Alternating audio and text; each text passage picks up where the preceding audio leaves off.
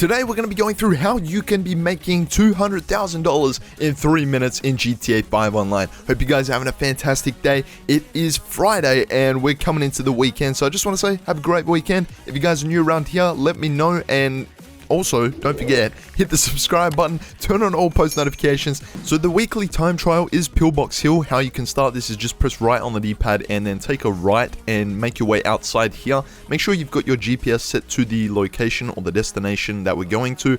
And you just want to take a left here, as well as then go straight past this street here and take a right at this street right here. You can cut the corner here, and in terms of using bikes, I would recommend using either the Hakachu Drag or the Baddie 801 or the Shitaro. Now the reason why I'm using the Shitaro for this one is because there will be a lot of traffic when you're doing this time trial. It literally, the amount of times I crashed into cars just because stupid AI was just crashing in my way, it's a pain in the butt. So make sure you're using a car or a motorcycle that has really good handling. I mean, all of them will work, but it's just going to save you guys the hassle if you're using one that has really good handling. So basically, moving on, you guys want to make your way through this little maneuver of Vinewood Hills, and we're going to make our way to the outskirts of Los Santos now. Like I say all the time, when you're doing a time trial, make sure that you're doing wheelies, popping wheelies all the time, because that's going to be getting you guys way more speed. It'll be making you reach top speed.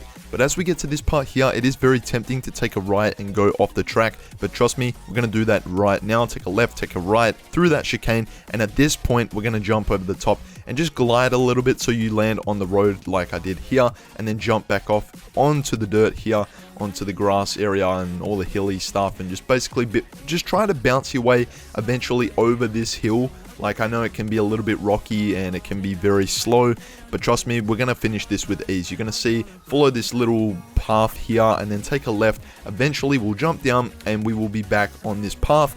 Keep going straight, and that's pretty much it. You will be there, you'll finish the time trial, and you will be getting your first $100,000 in 1 minute 52 seconds. So that is your first half of money, and to get the second half, which I'm going to show you now, is this week's RC Bandito time trial, Davis Courts. So make sure you're using an RC Bandito, and if you guys didn't know, last week they were actually on sale. So if you did take advantage of that and got one, well done. I applaud you, because it is very necessary that you have one of your own and you can upgrade it, because a lot of time trials, especially this one in particular, is actually quite difficult, I find, especially because it's very off-road and there's a lot of challenges and obstacles, whereas a lot of other RC Bandito time trials, they're very easy, very straightforward. But this one in particular, I finished it with ease because I had an upgraded RC car, but having I not had that, I probably wouldn't have finished it. So these RC Bandito time trials are always very, very simple though, in terms of getting from point A to point B. The reason why